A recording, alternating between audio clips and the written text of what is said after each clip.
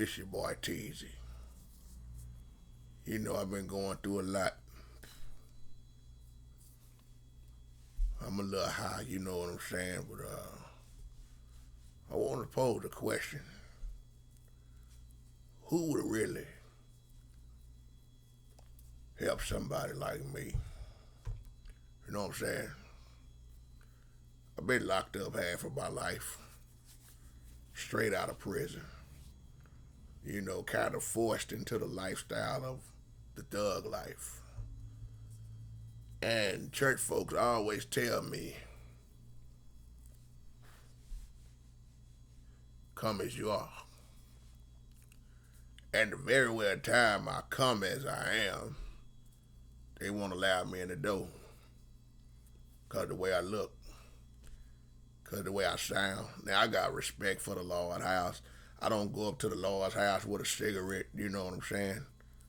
You know, I smoke blunts, but I'm trying to quit that also. But I got a couple of tattoos on me, and then, you know, my church robber. But they told me, you can't come in here like that. And they don't really understand how it affects me when I'm looking for love. See, I found most of my love right here with this gun. And I'm gonna try to do this video without crying, man. It's your boy Teezy. But a lot of nights, I was right here, man. A lot of nights. I was about to blow my head off. A lot of nights I was about to give it up. But the Lord wouldn't allow me to. See, I didn't have no parents growing up. All I had was grandma. And I was forced into selling dope. I didn't want to. But see, when you don't have your parents, and grandma only gets this little social security, which don't never come on time, she said, baby, I need you to do something for me. And I said, what is it, grandma? She said, how much do you love me? I said, more than anything. Grandma told me that I need you to get on them streets, Teezy, and sell some dope so that we can have this electric cut back on, so that we'll have somewhere to stay. Because if I don't get no help because the government is barely helping me, we won't have nowhere to stay. So from that point on, I was selling dope since I was 14 years old. While the young kids was playing red light, green light, and running around playing throw up tackle and football and things, I was hustling. And that's all I knew. But I'm doing this video to say it ain't about where I came from. It's about where I'm going. And sometimes I don't know where I'm going because I'll be so confused. And I know, you know, they say God is not the author of confusion. And I believe that. Because I be pretty much confusing myself. And I'm trying to change.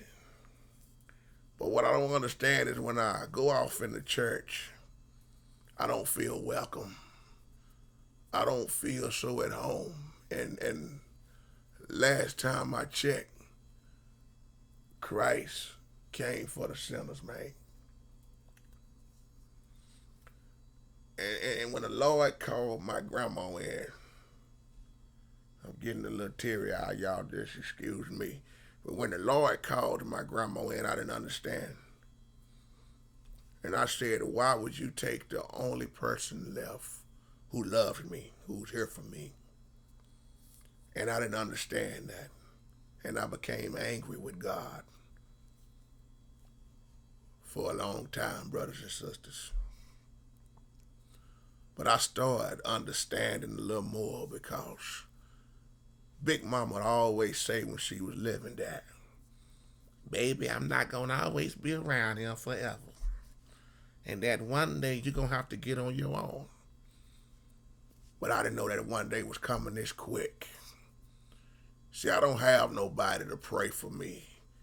I don't even have nobody patting me on my back saying, you know what, brother, it's gonna be okay.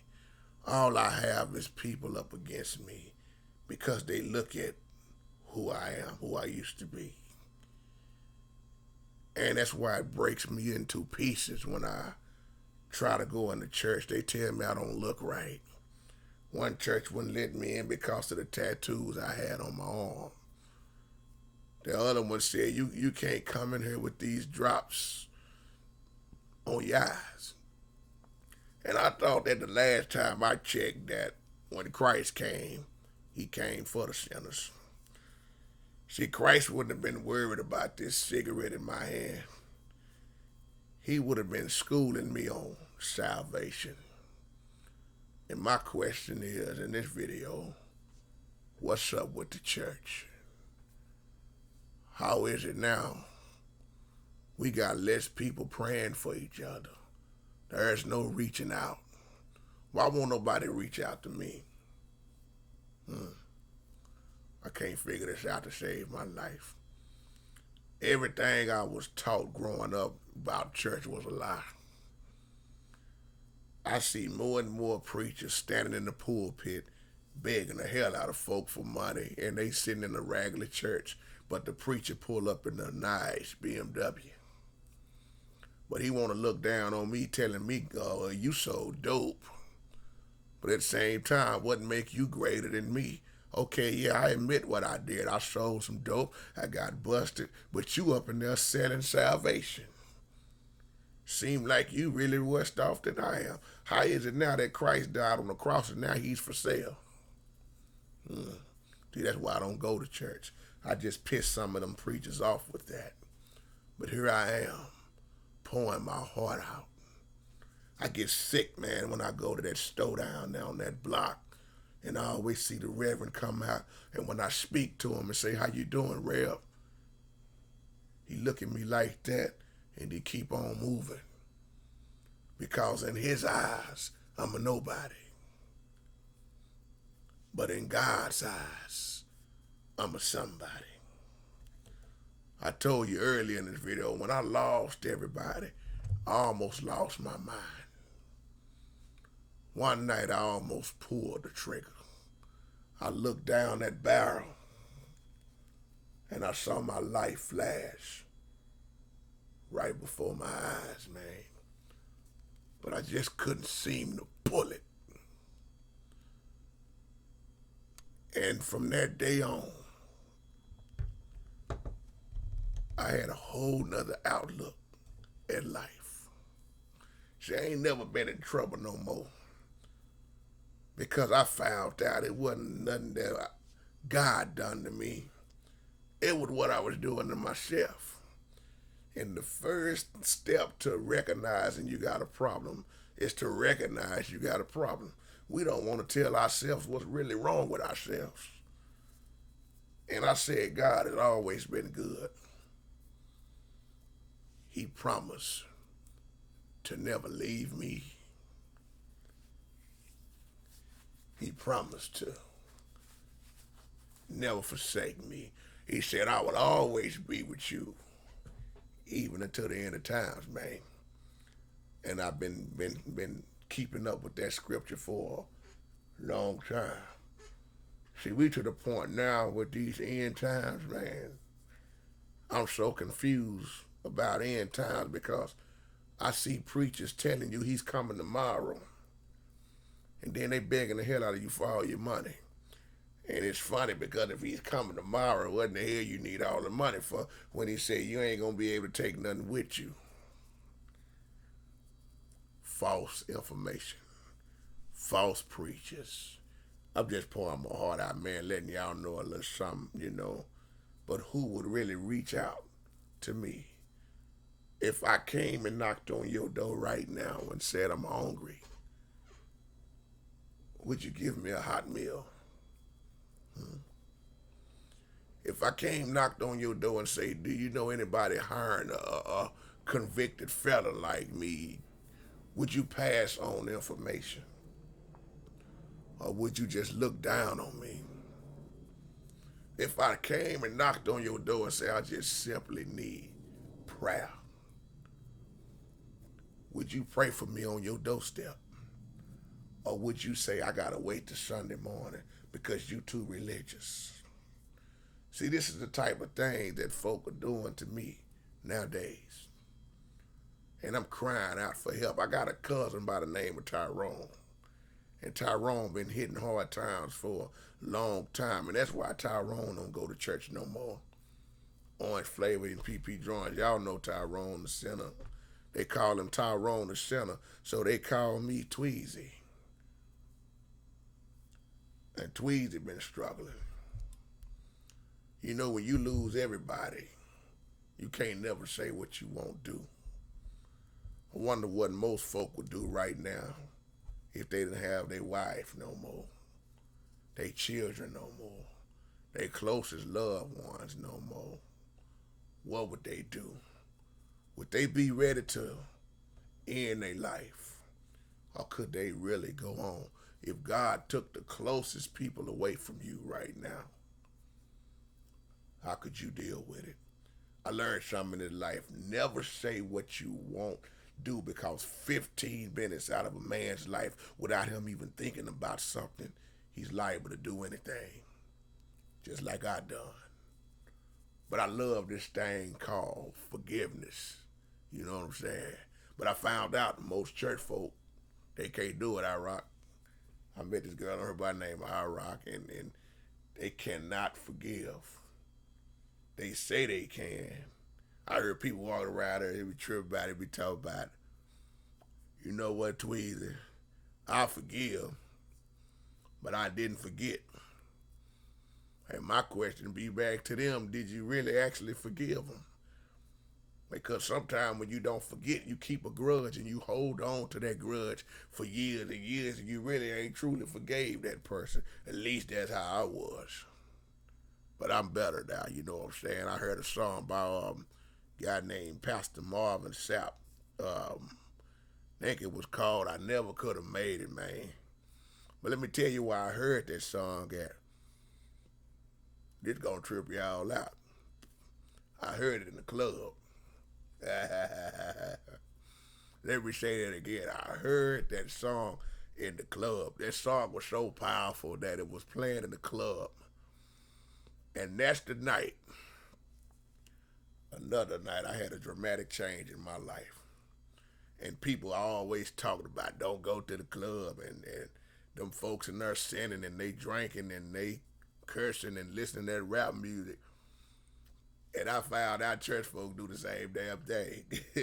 I found out how hard these deacons cuss. I seen the pastor cuss his own wife out. I was like, wow, they ain't no different. But I heard that song in the club. He said, never could have made it without you. I would have lost it all. And when I heard that song, I never put this to my head ever again. And I started wondering what this thing is about deliverance. See, it's amazing to me how many people go to church on Sunday morning. They be dancing and, shouting, and after the music has been played and all the songs have been sung, what do they really have behind that? See, if you're not giving your life over to God, people not coming to God, what are we doing? You see what I'm saying?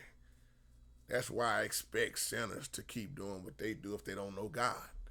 But I don't expect that to come from church folks. But I heard that song in the club, and along with another song by Fred Hammond, and them songs got about 6 people delivered that night. So don't talk about music and that it can't be reached in the club. I remember when it was on 106 in Park. Marvin Sapp hit hard with that song. Then he came out with another song called He Saw the Best in Me, when everyone else around me could only see the worst in me. So I didn't mean to tie up y'all time, with all this. Just Want y'all to hear from a sinner like me and pray for me. But who would really help me, encourage me, and pray for me? When I go to church, they just keep slamming the door in my face. Jesus would have looked dead at my heart and he would have taught me. He would have showed me. And Jesus also came to me in a dream and said that the church folks are in deep trouble. That's what he said, and that's all. I'm gonna leave it at that. I didn't really know what it all meant, but see, people don't think that the Lord can speak through a sinner, and when in reality we all are sinners. You just don't want to admit it. So with that being said, I'm gonna sign off because I'm high as hell. I gotta try to lay down and try to get me a little shut eye, a little sleep. So I might see y'all again. I may not. Who's to say? So with that being said, I want to give a shout out to all y'all, man, and y'all have a good one. I know I ain't all the way right in my mind, but thank y'all for your time. So peace, and I'll holler at you. It's your boy Teezy. How you cut this thing off, man?